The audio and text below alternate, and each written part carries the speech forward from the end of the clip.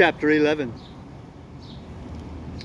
How George, once upon a time, got up early in the morning. George Harris and Montmorency do not like the look of the cold water. Heroism and determination on the part of Jay. George and his shirt, story with a moral. Harris as cook, historical retrospect, specially inserted for the use of schools.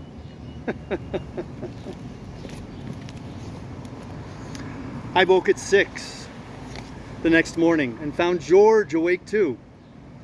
We both turned round and tried to go to sleep again, but we could not. Had there been any particular reason why we should not have gone to sleep again, but have got up and dressed then and there, we should have dropped off while we were looking at our watches and have slept till 10.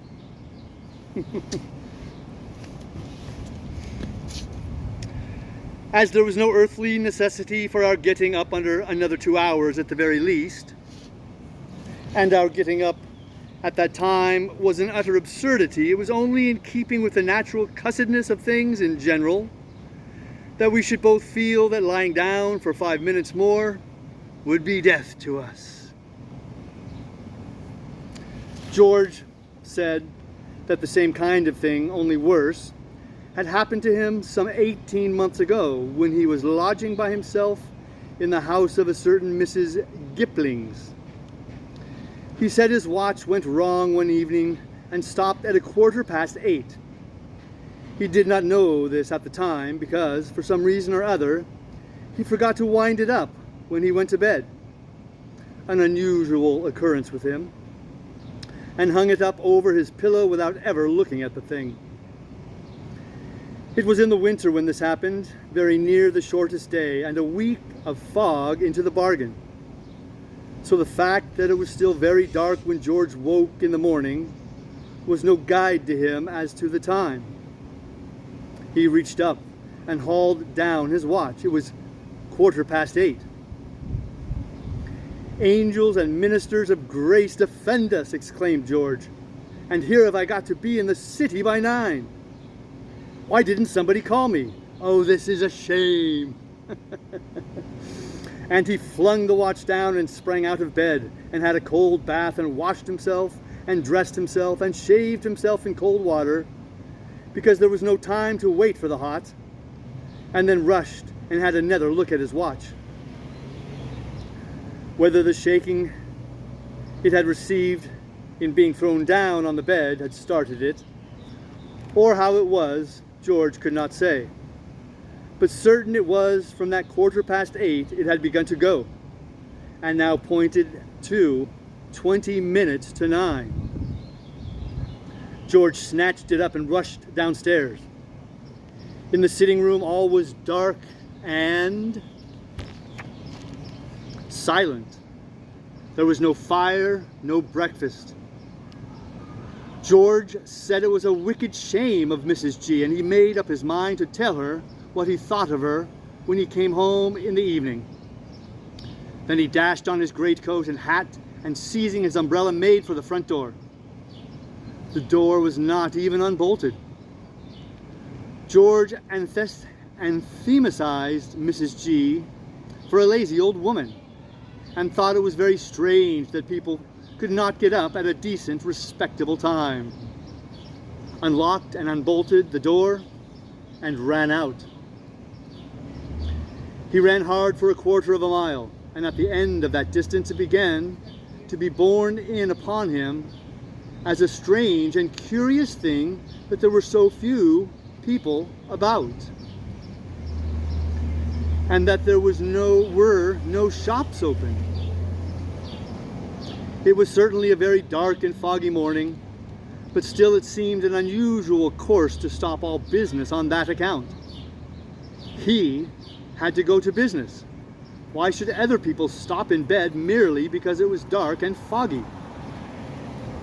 At length he reached Holborn. Not a shutter was down. Not a bus was about. There were 3 men in sight, one of whom was a policeman, a market cart full of cabbages, and a dilapidated looking cab. George pulled out his watch and looked at it. It was 5 minutes to 9. He stood still and counted his pulse. He stooped down and felt his legs. Then, with his watch still in his hand, he went up to the policeman and asked him if he knew what time it was. "What's the time?" said the man, eyeing George up and down with evident suspicion. "Why, if you listen, you will hear it strike." George listened, and the neighboring clock immediately obliged. "But it's only gone 3, said George in an injured tone, when it had finished. "Well, how many did you want it to go?" replied the constable. "Why, 9, said George, showing his watch. "Do you know where you live?" said the guardian of the public order, severely. George thought and gave the address.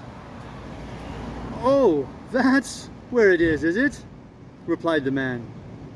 "Well, you take my advice and go there quietly, and take that watch of yours with you, and don't let's have any more of it." And George went home again, musing as he walked along, and let himself in. At first, when he got in, he determined to undress and go to bed again.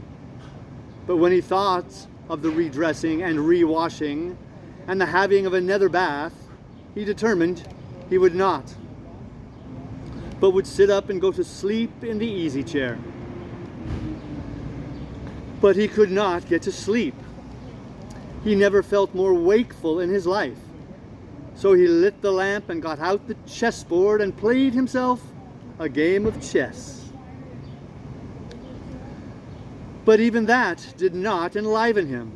It seemed slow somehow. So he gave chess up and tried to read.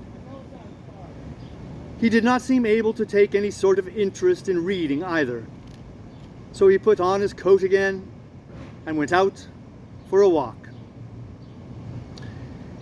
It was horribly lonesome and dismal, and all the policemen he met regarded him with an undisguised suspicion, and turned their lanterns on him and followed him about. And this had such an effect upon him at last that he began to feel if he really had done something. And he got to slinking down the by-streets and hiding in dark doorways when he heard the regulation flip-flop approaching. Of course, this conduct made the force only more distrustful of him than ever, and they would come and rout him out and ask him what he was doing there. And when he answered, "Nothing," he had merely come out for a stroll. It was then 4 o'clock in the morning. They looked as though they did not believe him, and 2 plainclothes constables came home with him to see if he really did live where he said he did. They saw him go in with his key, and then they took up a position opposite and watched the house. He thought he would light a fire when he got inside and made himself some breakfast, just to pass away the time. But he did not seem able to handle anything from a scuttleful of coals to a teaspoon without dropping it or falling over it, and making such a noise that he was in mortal fear that it would wake Mrs. G up,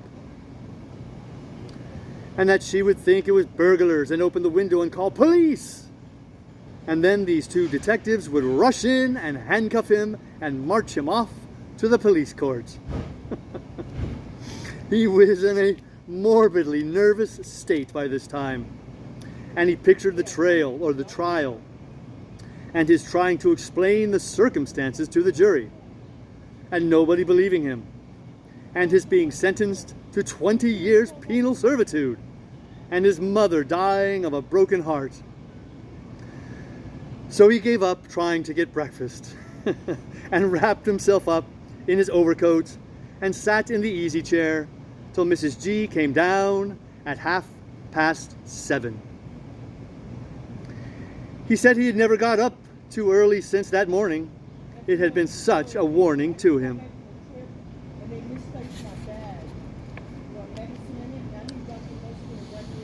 We had been sitting huddled up in our rugs while George had been telling me this true story. And on his finishing it, I set to work to wake up Harris with a skull. The third prod did it. And he turned over on the other side and said he would be down in a minute and that he would have his lace-up boots. We soon let him know where he was, however, by the aid of the hitcher, and he sat up suddenly, sending Montmorency, who had been sleeping the sleep of the just, right in the middle of his chest, sprawling across the boat.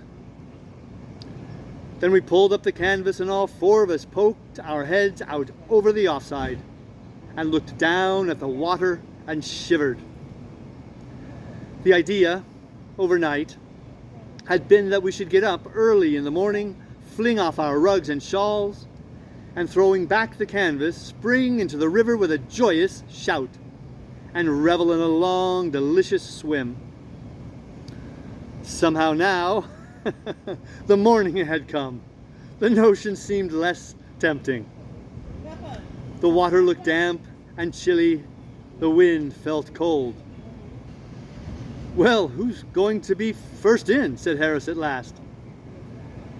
There was no rush for precedence. George settled the matter so far as he was concerned by retiring into the boat and pulling on his socks. Montmorency gave vent in an involuntary howl, as if merely thinking of the thing had given him the horrors. And Harris said it would be so difficult to get into the boat again, and went back and sorted out his trousers. I did not altogether like to give in, though I did not relish the plunge. There might be snags about, or weeds, I thought. I meant to compromise matters by going down to the edge and just throwing the water over myself. So I took a towel and crept out on the bank and wormed my way along onto the branch of a tree and dipped down into the water. It was bitterly cold. The wind cut like a knife. I thought I would not throw the water over myself after all.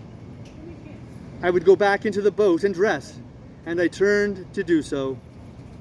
And as I turned, the silly branch gave way, and I and the towel went in together with a tremendous splash. And I was out midstream with a gallon of Thames water inside of me before I knew what had happened. "By Jove, old Jay's gone in," I heard Harris say, as I came blowing to the surface. "I didn't think he'd have the pluck to do it. Did you?" "Is it all right?" sung out George. "Lovely," I spluttered back. "You are duffers not to come in. I wouldn't have missed this for the worlds. Why won't you try it? It only wants a little determination." But I could not persuade them. Rather, an amusing thing happened while dressing that morning. I was very cold when I got back into the boat, and in my hurry to get my shirt on, I accidentally jerked it into the water. It made me awfully wild, especially as George burst out laughing. I could not see anything to laugh at, and I told George so, and he only laughed the more. I never saw a man laugh so much. I quite lost my temper with him at last, and I pointed out to him with a driveling maniac of an imbecile idiot he was. But he only roared the louder. And then, just as I was landing the shirt, I noticed that it was not my shirt at all, but George's, which I had mistaken for mine. Whereupon the humor of the thing struck me for the first time, and I began to laugh. And the more I looked from George's wet shirt to George, roaring with laughter, the more I was amused, and I laughed so much that I had to let the shirt fall back into the water again. "Aren't you going to get it out?" said George between his shrieks. I could not answer him at all for a while. I was laughing so. But at last between my peels I managed to jerk out. "It isn't my shirt, it's yours." I never saw a man's face change from lively to severe so suddenly in all my life before.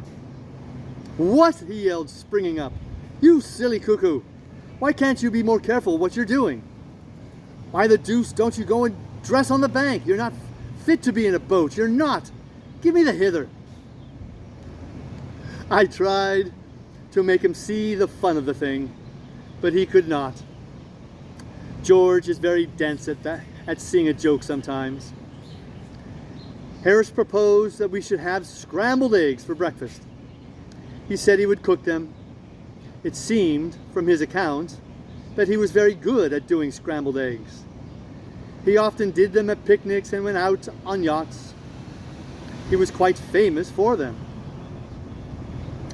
People who had once tasted his scrambled eggs, so we gathered from his conversation, never cared for any other food afterwards, but pined away and died when they could not get them.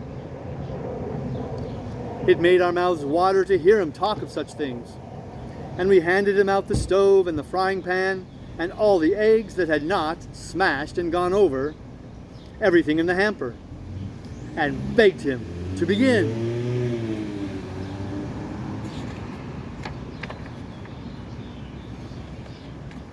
He had some trouble in breaking the eggs, or rather not so much trouble in breaking them exactly as in getting them into the frying pan when broken, and keeping them off his trousers and preventing them from running up his sleeve.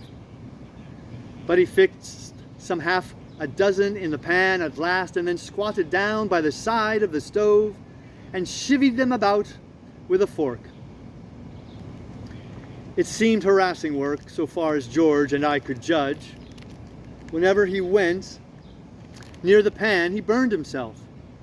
And then he would drop everything and dance round the stove, flicking his fingers about and cursing the things.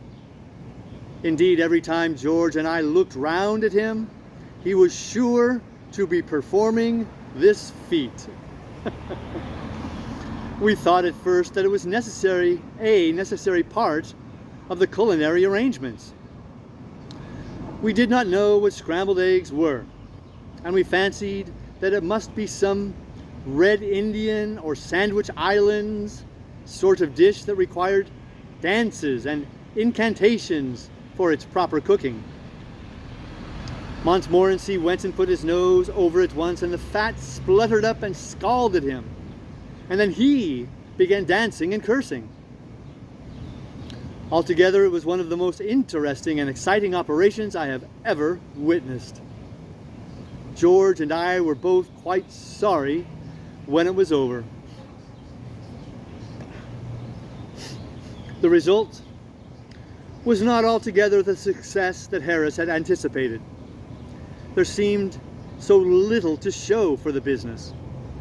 6 eggs had gone into the frying pan, and all that came out was a teaspoon of burnt and unappetizing looking mess. Harris said it was the fault of the frying pan, and I thought it would have gone better if we had had a fish kettle and a gas stove. And we decided not to attempt the dish again until we had those aids to keep housekeeping by us. The sun had got more powerful by the time we had finished breakfast, and the wind had dropped, and it was as lovely a morning as one could desire. Little was in sight to remind us of the 19th century, and as we looked out upon the river in the morning sunlight, we could almost fancy that the centuries between us and the ever-to-be famous June morning of 1215 had been drawn aside, and that we, English yeomen's sons in homespun cloth, with dirk at belt, were waiting there to witness the writing of that stupendous page of history, the meaning whereof was to be translated to the common people some 400 and odd years later by one Oliver Cromwell, who had deeply studied it. It was a fine summer morning, sunny, soft and still. But through the air there runs a thrill of coming stir. King John had slept at Duncroft Hall, and all the day before, the little town of Staines had echoed to the clang of armed men and the clatter of great horses over its rough stones, and the shouts of captains and the grim oaths and surly jests of bearded bowmen, billmen, pikemen, and strange speaking foreign spearmen. Gay-cloaked companies of knights and squires have ridden in, all travel-stained and dusty. And all the evening long the timid townsmen's doors have had to be quick opened to let in rough groups of soldiers, for whom there must be found both board and lodging and the best of both, or woe betide the house and all within, for the sword is judge and jury, plaintiff and executioner in these tempestuous times, and pays for what it takes by sparring those from whom it takes it, if it pleases it to do so. Round the campfire in the marketplace gather still more of the Baron's troops, and eat and drink deep, and bellow forth roistering drinking songs, and gamble and quarrel as the evening grows and deepens into night. The firelight sheds quaint shadows on their piled-up arms and on their uncouth forms.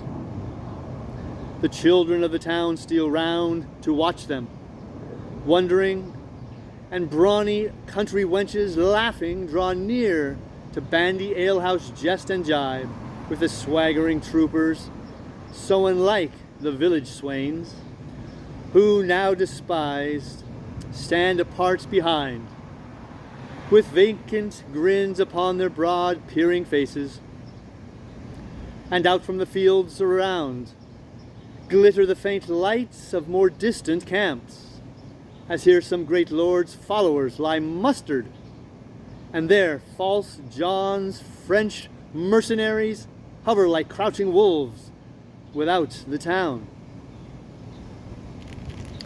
And so, with sentinel in each dark street and twinkling watchfires on each height around, the night has worn away, and over this fair valley of old Thames has broken the morning of the great day that is so close, so big, with the fate of ages yet unborn.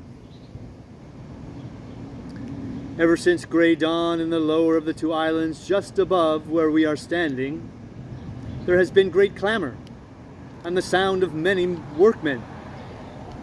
The great pavilion brought here yestereve is being raised, and carpenters are busy nailing tiers of seats, while prentices from London town are there with many-colored stuffs and silks of cloth of gold and silver.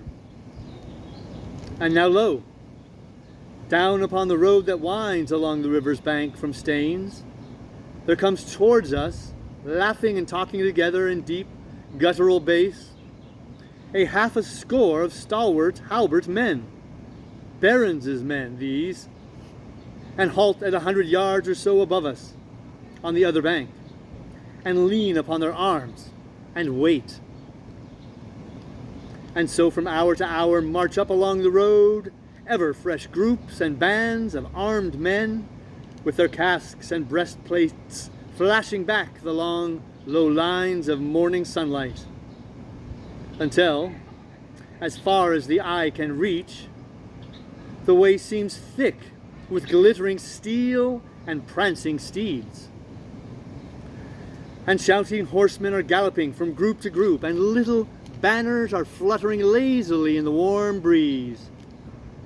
And every now and then there is a deeper stir, as the ranks make way on either side, and some great baron on his war horse with his guard of squires around him passes along to take his station at the head of his serfs and vassals. And up the slope of Cooper's Hill just opposite are gathered the wondering rustics and curious townsfolk who have run from Staines, and none are quite sure what the bustle is about. but each one has a different version of the great event that they have come to see. And some say that much good to all the people will come from this day's work. But the old men shake their heads, for they have heard such tales before. And all the river down to Staines is dotted with small craft and boats and tiny coracles, which last are growing out of favor now, and are used only by the poorer folk. Over the rapids, wherein after years trim Bell Weir Loch will stand, they have been forced or dragged